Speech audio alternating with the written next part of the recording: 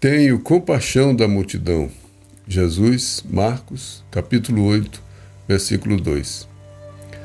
Os espíritos verdadeiramente educados representam, em todos os tempos, grandes devedores à multidão.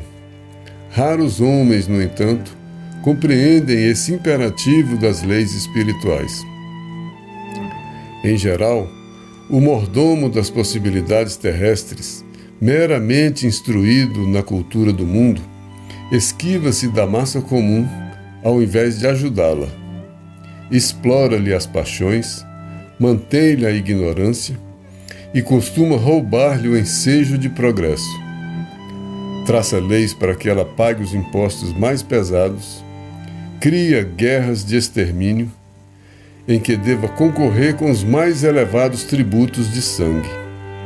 O sacerdócio organizado, quase sempre, impõe-lhe sombras, enquanto a filosofia e a ciência lhe oferecem sorrisos escarnecedores. Em todos os tempos e situações políticas, conta o povo com escassos amigos e adversários em legiões.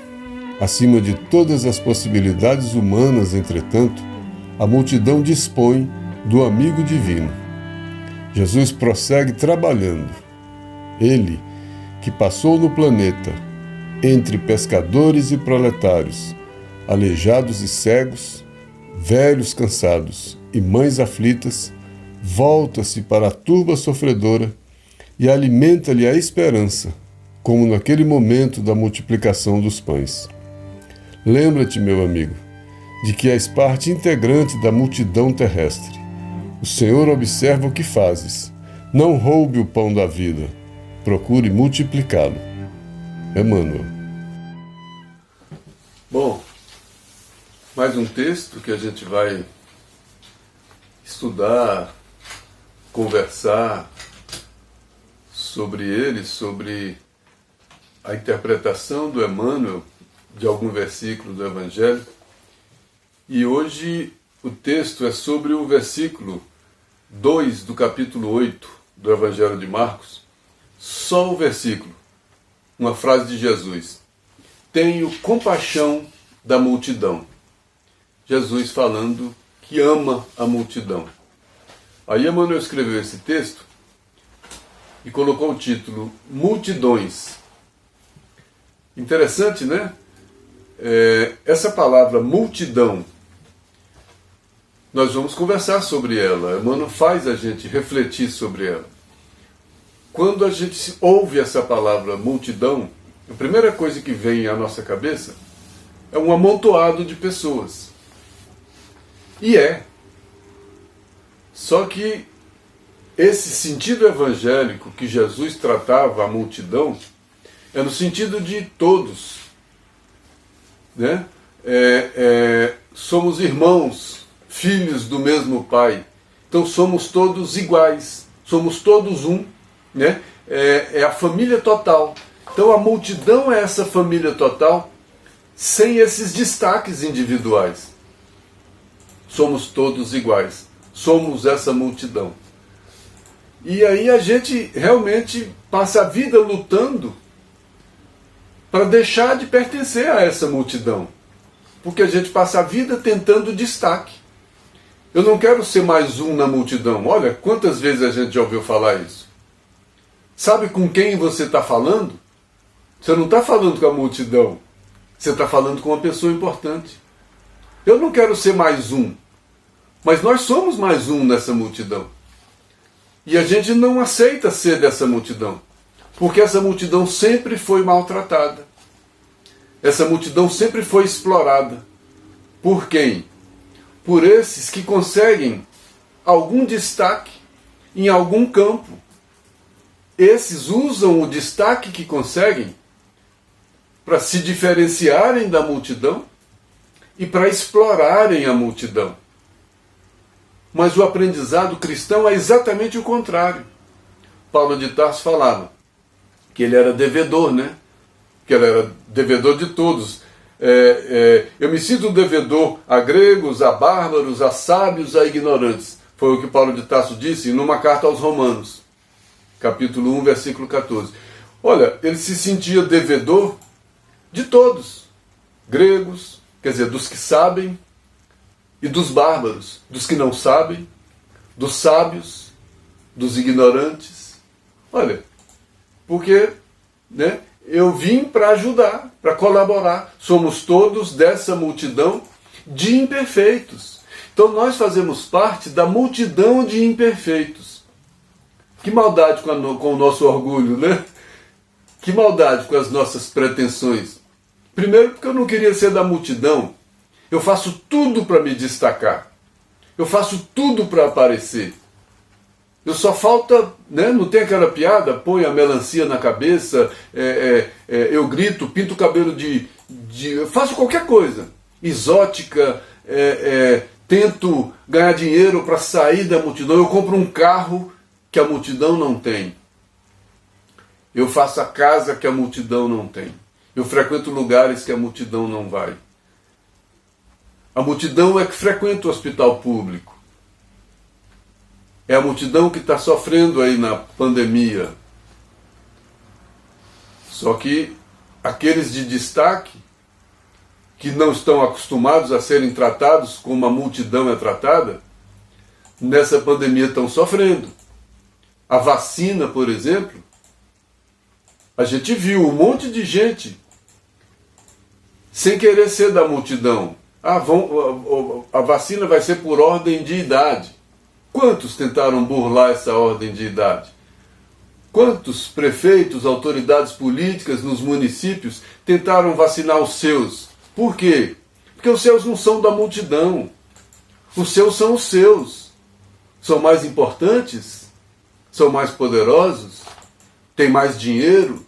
Olha como a gente faz tudo para não ser da multidão. E essa multidão, é nesse sentido que Emmanuel traz a discussão para a gente. Quando Jesus fala, quem quiser vir após mim, negue a si mesmo, pegue a sua cruz e siga-me. O que é negar a si mesmo?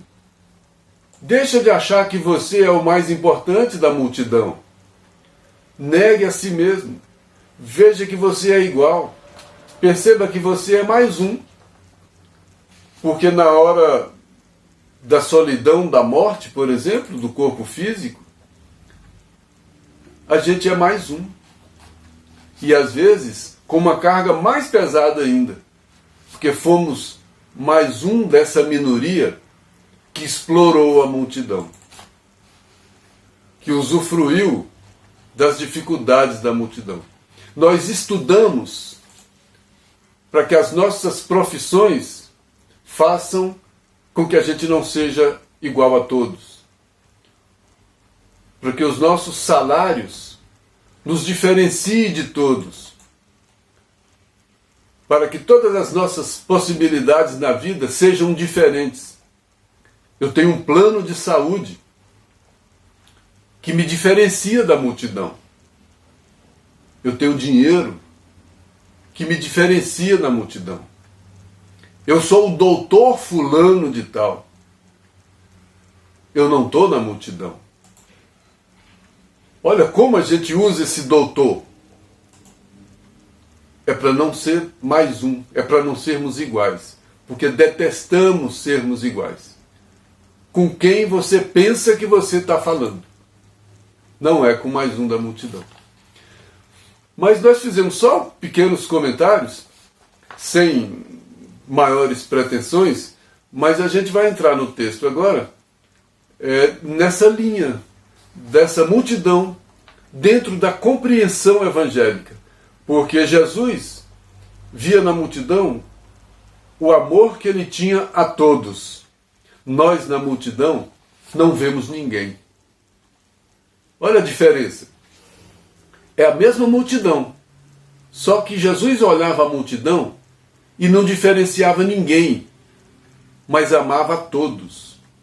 Nós olhamos a multidão e não diferenciamos ninguém, mas em compensação não amamos ninguém. Só os nossos. aqueles do nosso grupo que a gente destaca da multidão, que a gente traz para a nossa família, para o nosso grupo, para o nosso... né? Olha, falar em grupo, até grupo de WhatsApp. Vai criando grupos que vão selecionando, grupos profissionais. É normal, tem que ter, não estou condenando isso, não é essa a questão, a gente está refletindo sobre isso. É claro que tenha grupos de profissionais que vão tratar de assuntos daquela categoria, daquela classe, é normal, sem problema nenhum. Né? O problema é quando esses grupos começam a discriminar ou achar que são melhores do que outros grupos. No texto, esse texto está no livro Vinha de Luz, capítulo 6, Multidões. O Emmanuel diz: os espíritos verdadeiramente educados representam em todos os tempos grandes devedores à multidão. A gente se educa, vai para a escola para quê? Para ser credor da multidão, para tomar da multidão, para explorar a multidão, para sairmos da multidão. E aqui ele está dizendo que os verdadeiramente educados, então, não são aqueles que foram educados para explorar. Ele não está falando desses. Ele não está falando daqueles que recebem a educação para virarem exploradores da multidão. Ele está falando que aqueles que são educados realmente na educação espiritual, esses também, em todos os tempos, são grandes devedores da multidão. Irmã Dulce era devedora da multidão, dos aflitos. Madre Teresa era devedora da multidão. Quantos a gente conhece que são devedores, que se acham devedores dessa multidão? Por quê? Porque querem servir, que querem ajudar a todos. Olha a fila de gente que fazia na porta da casa do Chico, que ele atendia a todos, até o último, entrando pelas madrugadas, sacrificando sonos, sacrificando a fome, mas atendia a todos, porque ele se achava um devedor da multidão. Eu acho que a multidão é que é minha devedora. Eu ponho a multidão na fila para explorar essa multidão. Raros homens compreendem esse imperativo das leis espirituais. Então, ser devedor da multidão é um imperativo da lei. E a gente não compreende esse artigo da lei. É uma parte da lei que não dá para abrir mão. Quem sabe é devedor de quem não sabe. Quem tem é devedor de quem não tem. Quem pode mais é devedor de quem pode menos. Quem tem mais oportunidade é devedor de quem tem menos oportunidade. A gente faz o contrário. Quem tem mais oportunidade, aproveita a oportunidade para perpetuar as suas oportunidades e para perpetuar a escravidão daqueles que não têm oportunidade. Porque quem não tem oportunidade, quanto menos oportunidade, mais vai criar oportunidade para si, mais perpetua a falta de oportunidade. O filho do pobre era condenado à pobreza. Hoje, isso é mobilidade social. Quanto maior a possibilidade de mobilidade social, mais possibilidade da pessoa conseguir se mover. Mas essa mobilidade que me tira da multidão e me põe em destaque, muitas vezes eu saio de uma camada mais desprezada na sociedade, e quando eu consigo um destaque, eu também passo a desprezar essa parcela da população. Então, sair dessa faixa da população, para muita gente é o alívio de sair, mas essa pessoa vai passar também a explorar essa faixa da população. São raríssimos aqueles que saem dessa faixa e voltam para ajudar essa faixa. É raro, é muito raro. Sair dessa faixa, sair da multidão e usar o conhecimento adquirido, o dinheiro adquirido, o prestígio adquirido, a força política adquirida, as oportunidades adquiridas em função da multidão. Aí vem Jesus e falou: Tenho compaixão da multidão. Gosto de todos, indistintamente. E eu olho a multidão e falo, não gosto de nenhum, não vejo ninguém. Estão todos a meu serviço. Jesus falava, eu estou a serviço de todos. Olha como a gente faz o contrário. É falta dessa educação espiritual verdadeira.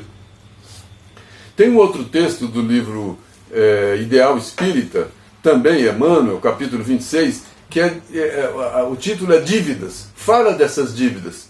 Emmanuel diz que dívida, essa é a condição de qualquer que seja, qualquer outro da comunidade humana. Qualquer pessoa da comunidade humana é devedor dos outros. Deve compreensão. Está aqui para isso, inclusive. Devedor dos filhos, os pais devedores dos filhos, os maridos das esposas, as esposas dos maridos, os irmãos devedores entre si. Todos devemos uns aos outros. E viemos para isso, para resolver essas questões. Mas parece que a gente veio para cobrar dos outros. Então eu sou credor do mundo. Eu não vim para ser credor do mundo. O orgulhoso acha que todo mundo deve para ele. O outro acha que deve para todo mundo, porque ele é devedor da multidão. Ele quer doar. O credor só quer receber. O orgulhoso e o egoísta só quer receber. Pelo reconhecimento das nossas dívidas comuns. Então ele disse que nós temos dívidas em comum, que são dívidas comuns. Quais são as dívidas? As nossas imperfeições nos fazem devedores do mundo.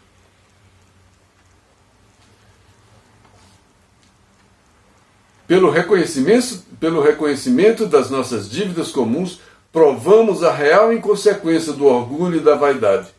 Quando a gente reconhece que é devedor do mundo, que somos devedores uns dos outros, a gente prova realmente que não tem o menor sentido ser orgulhoso, ser vaidoso, para me destacar da multidão, achar que eu sou mais importante da multidão. A gente quer ser o primeiro, a gente não quer ser todos. A gente quer ser o único, o exclusivo, o mais forte, o mais bonito, o mais inteligente, o primeiro lugar. A gente quer ser aquele que é colocado num pedestal.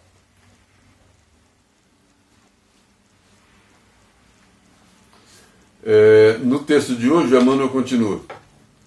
Esse que se serve das possibilidades terrestres, em geral, meramente instruído na cultura do mundo, esquiva-se da massa comum. Aquele que tem qualquer oportunidade,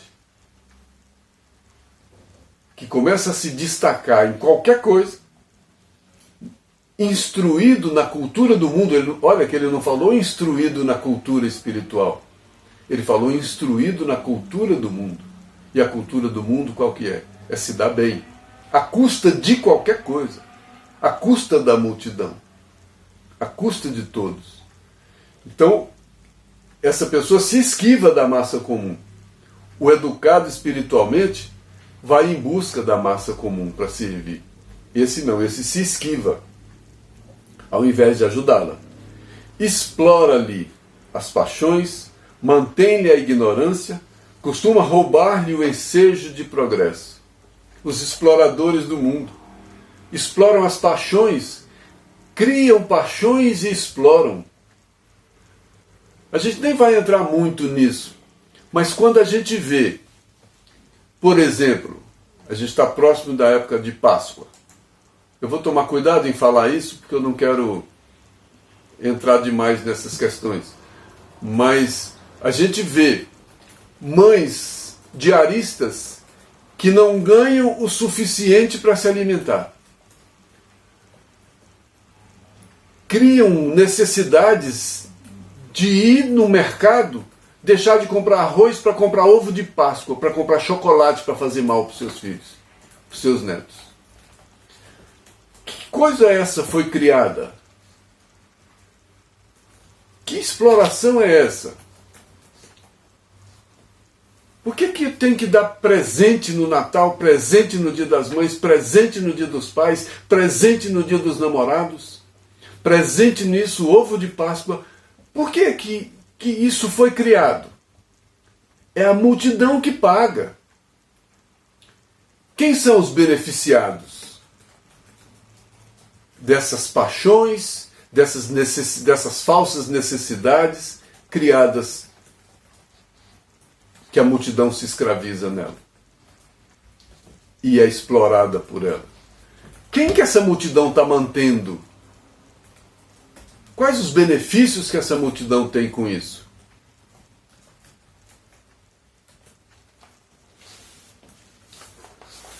No texto do livro Vinha de Luz, saber como convém, saber como convém. Como convém a quê? Ao espírito ou ao mundo? Como saber como convém à cultura do mundo? Eu preciso ser o primeiro, ser o maior, ser o mais rico, explorar, tomar conta, tirar até a última gota. Enquanto aquele tiver enquanto aquela laranja da multidão tiver uma gota de sumo, eu tenho que sugar aquela gota de sumo. Depois eu jogo o bagaço fora. É assim que a multidão é tratada. Aí eu não estou sabendo como convém ao espírito. Está no livro Vinha de Luz, capítulo 44. A civilização sempre cuida saber excessivamente, mas em tempo algum sabe como convém saber. Nós somos educados a saber excessivamente, né? A gente tem que estudar tudo, saber tudo, porque eu tenho que ser doutor, eu tenho que ser isso, eu tenho que ser aquilo, eu tenho que deixar de ser ninguém. Eu tenho que passar a ser destaque. Eu tenho que passar a ser do time que explora a multidão. Ah, todo mundo que tem dinheiro explora a multidão? Não, não é isso. Tem muita gente que tem dinheiro e ajuda a multidão. Tem muita gente que tem grandes empresários que ajudam gerando empregos, com programas sociais, com fundações. Quanta gente que ajuda a multidão. Isso não é diretamente proporcional. Todo mundo que tem dinheiro explora a multidão. Não. Agora, tem dinheiro que foi conseguido, que foi conquistado com a exploração da multidão. Claro que tem. Tem gente que explora a empregada doméstica. Ganha seu 13º, briga no seu trabalho porque quer 13º, porque quer férias, porque quer tudo. Mas pega uma pessoa, não assina a carteira, não dá direito trabalhista, não tem férias, não tem 13º, não tem nada disso. Mas ela é da multidão. Se ela adoecer, se ela quebrar uma perna no trabalho, ela não vai ter nem a previdência. Aí o que a pessoa faz? Demite, manda embora. Não preciso mais. Vai embora.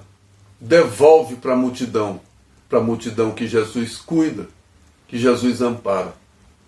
Nós exploramos a força e depois devolvemos sem força, sem saúde.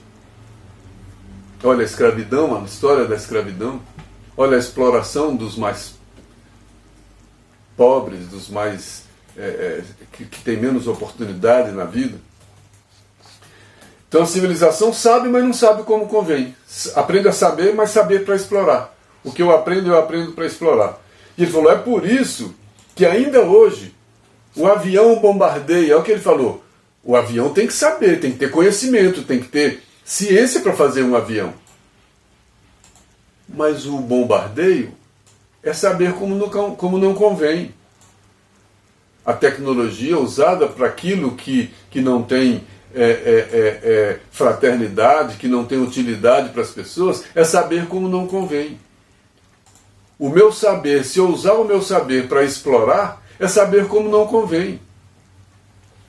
O rádio transmite a mentira e a morte. Esse texto foi escrito na época que ele falava do rádio, mas hoje eu posso falar o computador, as redes sociais, a internet, a TV, as fake news, as notícias falsas, tudo isso transmite a mentira e a morte. E a multidão se escraviza. O que essas ideologias fazem com a multidão? A multidão é levada à guerra, a suicídios, a comportamentos loucos, a fanatismos. Multidão que vai numa pandemia dessas juntar multidões para quê? Às vezes, para ovacionar políticos. que continuam escravizando essas multidões. É complicado isso. É complicado isso. E o combustível alimenta a maquinaria da agressão. Combustível é energia, é conhecimento para gerar energia. E essa energia era para alimentar as fábricas, para alimentar o trabalho, para alimentar o salário de todo mundo, para alimentar a saúde. Mas alimenta o quê? Alimenta a agressão. Os que conhecem espiritualmente essas situações, os que receberam a educação espiritual, ajudam sem ofender, melhoram sem ferir, esclarecem sem perturbar. Olha só, ajudar sem ofender. Não explorei quem eu estou ajudando. Melhoram sem ferir. Não é tirando nada de ninguém. Não é usufruindo da suposta fragilidade do outro lado naquele momento. Nós usamos a fragilidade de cada um que se apresenta em nossa vida para explorar aquela fragilidade. Está na hora de eu comprar aquela casa porque fulano está num aperto danado. Eu podia chegar, está na hora de ajudar meu primo, meu amigo, porque ele está a ponto de perder a sua casa. Eu estou com esse dinheiro aqui reservado, mas eu vou esperar, quando ele estiver com fome, eu vou lá e faço uma oferta que eu acabo de arrasar. Porque está em crise e ninguém vai comprar mesmo. Então eu vou comprar muito baixo. Complicado nossa educação, né? E o texto, voltando para o texto. Essa multidão que se beneficia daquilo que ela conquista, de conhecimento, em vez de dividir com todos, em vez de auxiliar a todos, mas aquela que usa esses benefícios só para si, ela traça leis para que ela pague, para que a multidão pague os impostos mais pesados. Alguma semelhança é mera coincidência. Olha as leis. Quem elas beneficiam realmente? Quais os benefícios reais que as leis trazem? É preciso observar a intenção dessas leis, a quem elas beneficiam. Muita coisa a gente vê de flagrante injustiça. De flagrante injustiça. Mas esses que conseguiram destaques, que são esses representantes da multidão, quando chegam na condição de representantes da multidão, muitos deles usam essa condição para representar os seus próprios interesses em detrimento dos interesses da multidão. Aproveita a força política não para defender a multidão, mas para defender os seus interesses. Cria guerras de extermínio, com seus interesses, sacrifica outros. Essa guerra é simbólica. Toda vez que, para os meus interesses, eu sacrificar o interesse de muitos, eu estou criando guerra para sacrificar essa multidão. Fala até das instituições religiosas. O sacerdócio organizado, quase sempre, impõe-lhe sombras. As instituições religiosas, muitas vezes, não abraçam essa multidão. Em várias circunstâncias, discriminam essa multidão. Me chocou uma vez assistir uma cena na TV onde uma instituição religiosa queria falar da pobreza, da miséria, encenou uma peça. Olha que loucura. Com tanta miséria que tinha do lado dela, ela encenou a peça. Como se fosse encenando a miséria. Mas a miséria estava ali do lado, ela não atuou na miséria de fato. Ela criou uma miséria irreal, porque a miséria irreal não ia cobrar nada dela. Era só uma peça. Era só para falar da miséria. Não queria atuar na miséria. E muitas instituições religiosas também privilegiam os destaques dentro da instituição religiosa. Por isso, muita gente na instituição religiosa busca destaque. Por quê? Porque não quer ser o servidor, não quer ser o fiel, quer ser aquele que dirige o fiel, que direciona o fiel, que usufrui o fiel. Quantos fiéis são vendidos ideologicamente?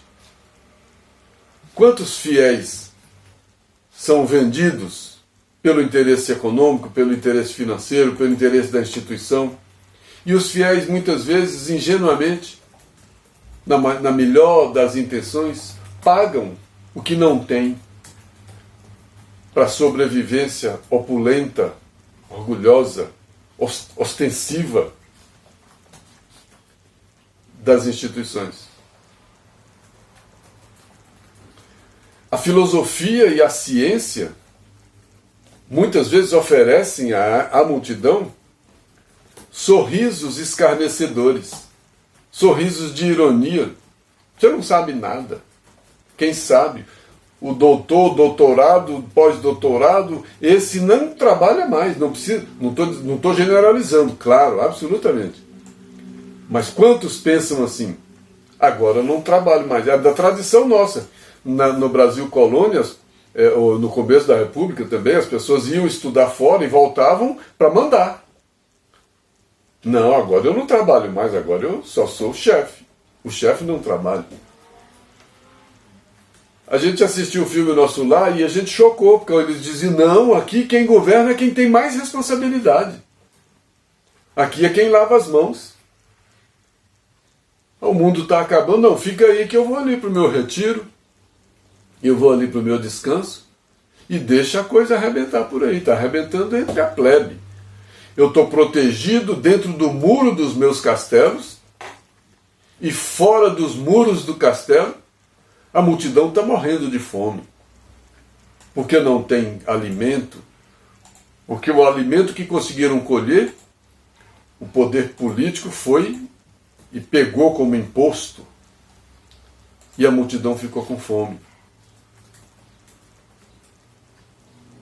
E a rainha da França, falaram para ela, a multidão está sem pão. Isso é uma piada que eles fazem, né? E a rainha falou, qual é o problema? Come brioche. Olha, não tem o pão, o brioche é mais caro. Para ela não era problema não ter pão, era questão de gosto. Mas ali não era uma questão de gosto, era questão de oportunidade única de se alimentar. Olha como isso é simbólico. Nós, quando a gente está do lado de cá do castelo, quem tiver com fome, que não tiver pão, vai procurar brioche, vai procurar biscoito, vai procurar coisas mais caras. Não tem o menor, vai ter o maior, será? Se não tem o básico?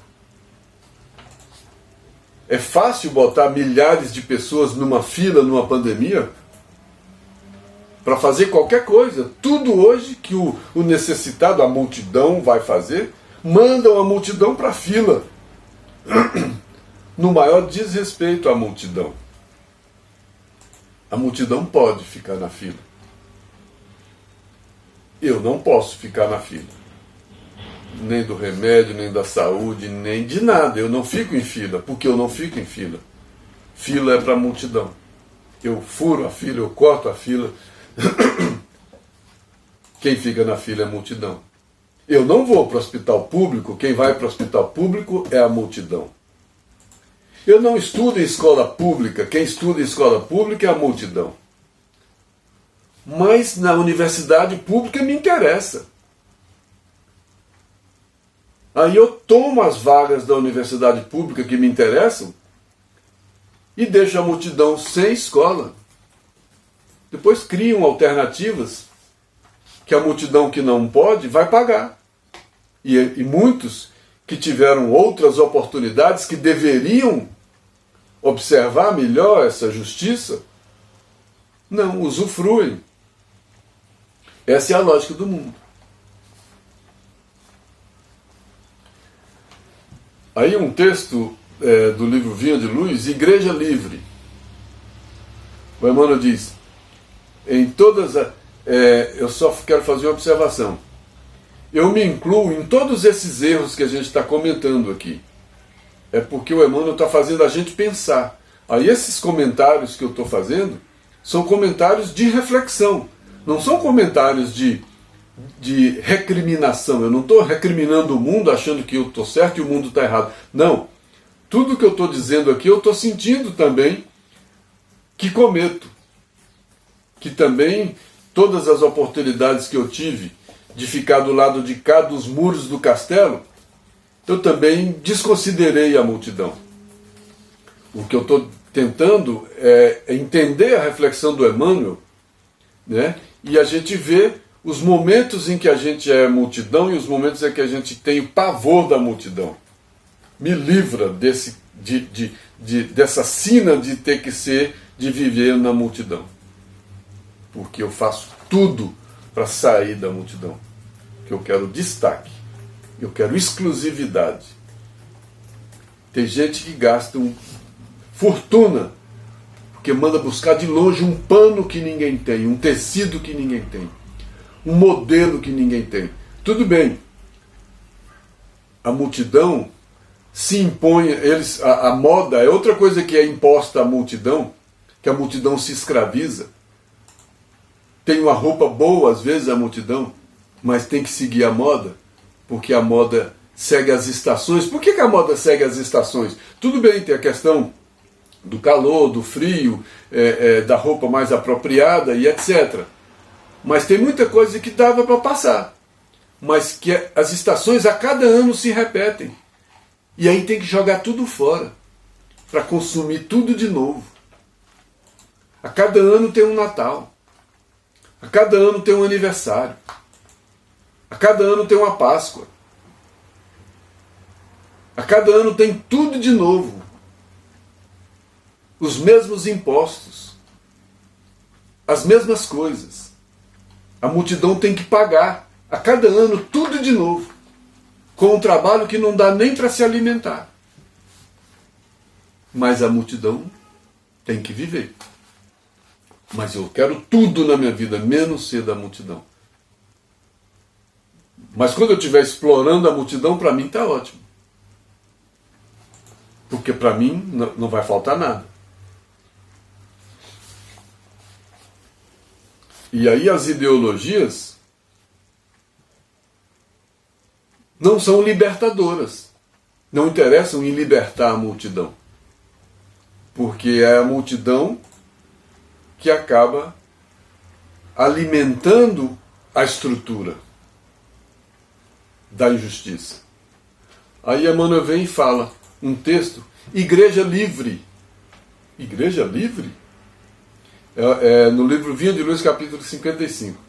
Emmanuel diz, em todas as épocas tem vivido na terra os nobres excomungados, os incompreendidos valorosos e os caluniados sublimes. Quem serão os nobres excomungados? Quem era excomungado? Os nobres? Não, o nobre era muito poderoso para ser excomungado. Mas o que dava nobreza para ele? Ter sido da multidão perseguido.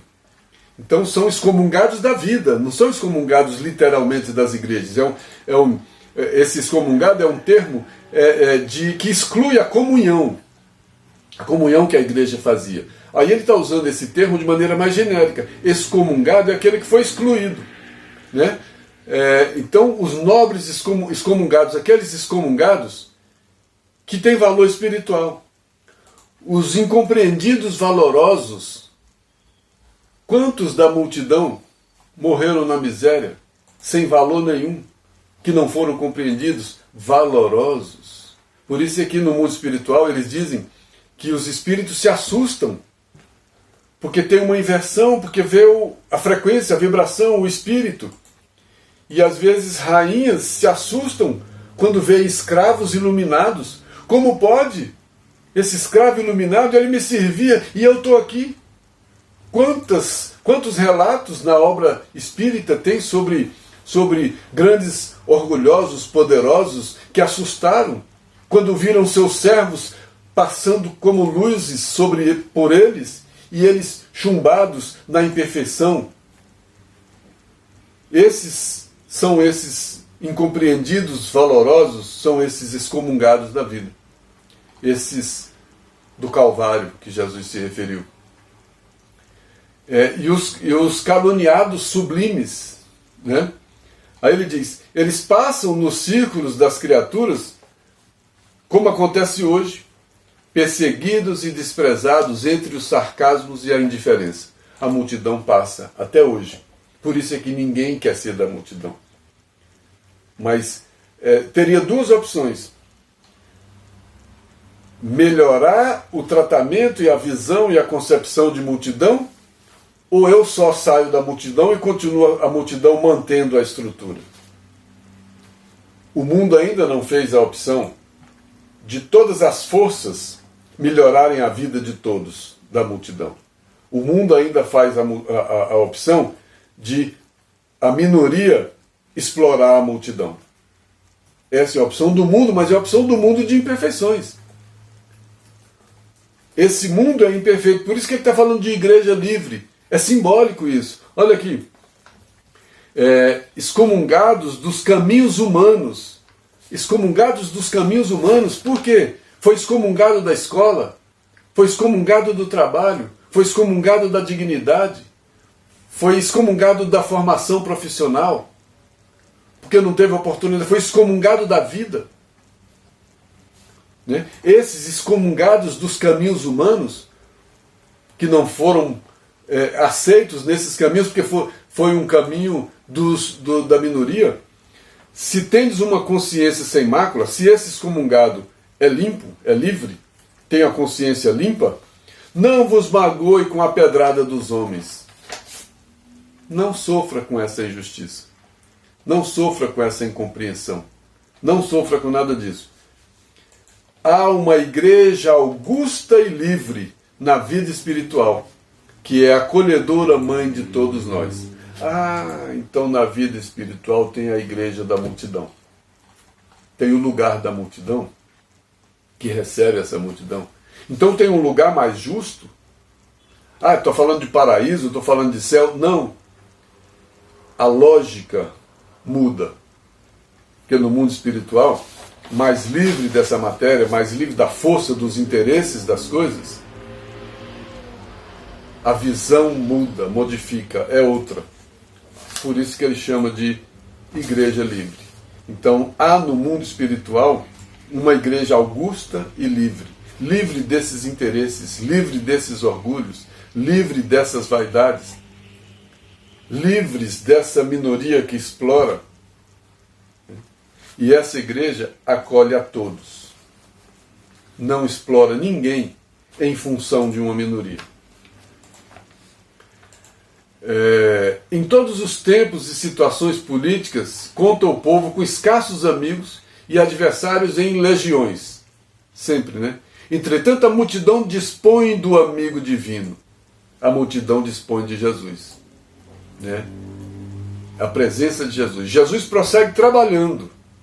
Ele que passou no planeta entre pescadores e proletários, aleijados e cegos, velhos, cansados e mães aflitas, ele passou entre a multidão. Ele optou pela multidão. Olha o versículo. Tenho compaixão da multidão. Ele veio para os excluídos. Ele veio para a multidão. Só que ele prossegue trabalhando pela multidão. Ele que passou no planeta entre pescadores e proletários, aleijados e cegos, velhos cansados e mães aflitas, volta-se para a turba sofredora e alimenta-lhe a esperança, como naquele momento da multiplicação dos pães. Jesus alimenta a multidão de esperança. Aí a gente vê, recentemente a gente via, no meio de uma pandemia, uma inundação que levou a casa da mulher e tudo que ela tinha. E ela olhando aquilo tudo, boiando, a casa, não, mas não tem nada não, eu continuo viva, eu vou trabalhar e vou conseguir de novo. De onde ela tirou aquela esperança? De onde ela tirou aquela força? Se você queimar o vestido de uma madame, ela perde um mês de alegria. Essa não tinha nada, coitada. Passou uma vida para juntar uma casinha. para comprar uma geladeira, para comprar uma cama, para comprar uma TV, para ela viver as ilusões da TV. E vem, no meio de uma pandemia, uma chuva que leva tudo, leva a vida dela embora. E ela ainda tem esperança. De onde tirar essa esperança? É essa multidão que Jesus enxerga.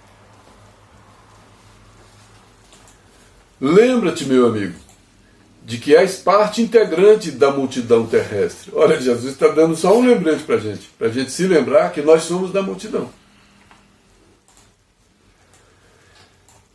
Lembre-se, meu amigo, de que és parte integrante da multidão terrestre. O Senhor observa o que fazes. Não roubes o pão da vida. Procura multiplicá-lo. Olha que frase. Não roubes o pão da vida. Procure multiplicá-lo. Não tire o necessário dos outros. Não tire o que é do outro. Não vá além da conta. Não se aproprie do que não é seu. Procura multiplicar. Procura dar mais. Procura servir. Procura auxiliar. Deixa de explorar a multidão e passa a auxiliar a multidão. Não roubes o pão da vida. Procure multiplicá-lo. Meu Deus. Aí diz, Jesus passou entre nós para atender aos objetivos da política do amor, não a política dos homens. Representou, antes de tudo, os interesses de Deus junto ao coração humano, não os interesses humanos que exploram a multidão. Sem necessidade de portarias e decretos, respeitáveis embora. São úteis para o mundo, são respeitáveis. Mas para o trabalho do amor que ele veio fazer, não precisava desses decretos, dessas portarias. Ele administrou servindo, elevou os demais, elevou todos, amou a multidão, humilhando a si mesmo, se diminuindo, sem ser orgulhoso, sem orgulho. Não vestiu o traje de sacerdote, não vestiu a toga do magistrado, não se arvorou a privilegiado do mundo, a autoridade do mundo. Amou profundamente os semelhantes, amou a multidão. E nessa tarefa sublime, testemunhou a sua grandeza. Meu alimento é fazer a vontade do Pai e cumprir a sua obra. Eu não me alimento do orgulho, da vaidade, da prepotência, dos interesses do mundo. Meu interesse é o amor. E ele faz uma pergunta para a gente encerrar. Que seria das organizações cristãs se o apostolado que cabe a essas organizações, que seriam dos cristãos, das organizações cristãs, de uma doutrina espírita, que é uma organização cristã, se estiver subordinado a reis e ministros, câmaras e parlamentos transitórios? Que seria do cristianismo subordinado a regras humanas? São regras do amor. A multidão está além dessas regras humanas. Porque pelas regras humanas, a multidão acaba sendo sujeita, constrangida a viver sendo explorada. Que Deus nos abençoe, que esse texto toque os nossos corações, não para a gente virar um fanático louco, mas para a gente compreender e fazer, proporcionar em nós uma nova visão da vida, das coisas, das pessoas, e enxergar em cada um essa multidão. E enxergar no espelho, quando olharmos para nós mesmos, essa multidão. Não a multidão onde eu não vejo ninguém, mas a multidão onde eu vejo cada um, onde eu enxergo todos. Que Jesus, quando olhava a multidão, enxergava a prostituta, enxergava a mulher adúltera, enxergava o doente, enxergava todos. Não a gente que olha para a multidão e enxerga só os nossos próprios interesses. Quem na multidão pode me servir? Quem na multidão pode ser útil para mim? Quem eu vou escolher nessa multidão para ser amigo? Quem eu vou escolher nessa multidão para ser meu candidato? Quem eu vou escolher nessa multidão? Aquelas pessoas que atendem ao meu interesse ou aquelas pessoas que atendem ao interesse de Jesus? Aí eu sou cristão. Que Deus nos abençoe. Até a próxima.